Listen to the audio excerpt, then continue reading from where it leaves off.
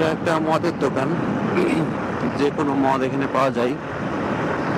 ইসলামে মদ সহ যে কোনো নেশার সামগ্রী হারাম, নিষিদ্ধ। আর বাংলাদেশে লাইসেন্স নিয়ে এখানে মদ বিক্রি করে। আর মানুষ শোনায় যে বাংলাদেশ নাকি একটা মুসলিম কান্ট্রি। যে দেশে লাইসেন্স দিয়ে মদ বিক্রি করায়, যে জিনিসটা হারাম, সে দেশ মুসলিম কিভাবে হতে পারে আমার ছোট্ট জ্ঞানে কুলায় না।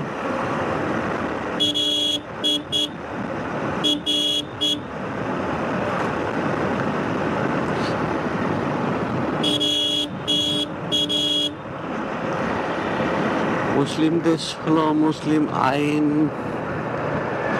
মুসলিম ইসলামের যে বিধিবিধানগুলো আছে সেইভাবে চলা দেশ, সেইভাবে চলা কোনো দেশ। বাংলাদেশ তো মুসলিম দেশ না। হ্যাঁ, এখানে নামে মুসলিম অনেক লোক বাস করে, প্রায় 90%, কিন্তু বাংলাদেশকে কোনো দিক দিয়ে মুসলিম কান্ট্রি বলা যায় না, অন্তত আমি বলতে পারি না। কারণ এখানে ইসলামের অনেক নিয়ম কানুন, যেগুলোর একদম বিপরীত নিয়ম কানুন বাংলাদেশে চলে এবং সংবিধান আইন দ্বারা প্রসিদ্ধ।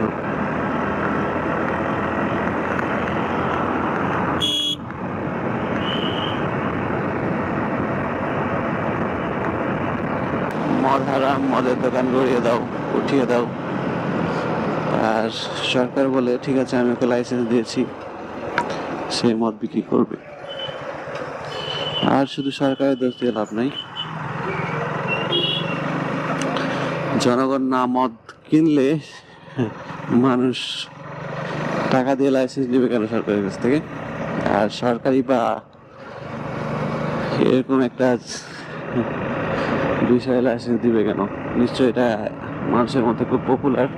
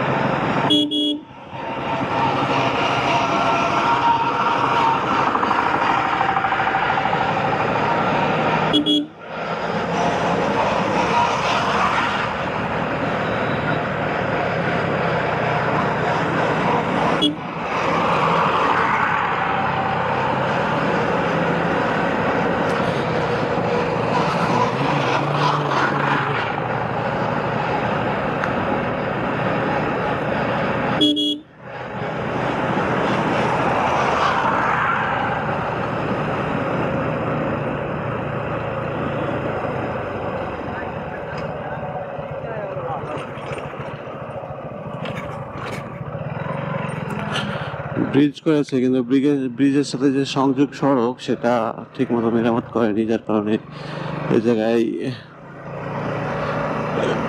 গাড়ির জন্য একটু কষ্ট, গাড়ির যাত্রীদের জন্যও কষ্ট।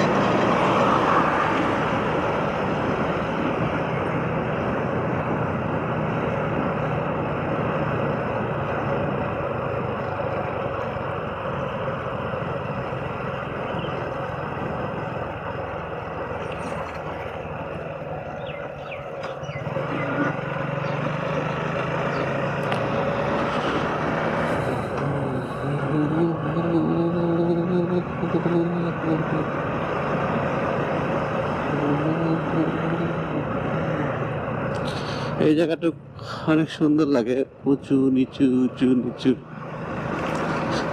বেশি গতিতে গেলে ওই ফিলটা আসে না, কিন্তু আস্তে আস্তে গেলে খুব সুন্দর লাগে।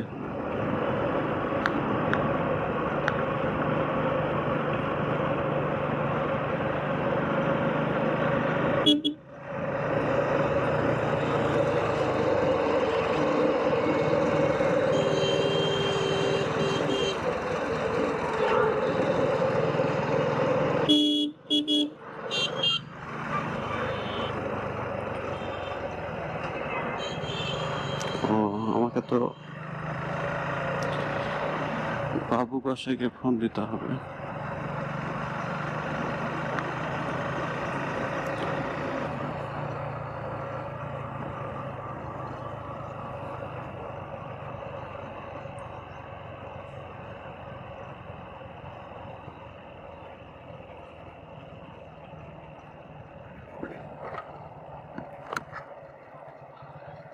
নাম্বার বন্ধ।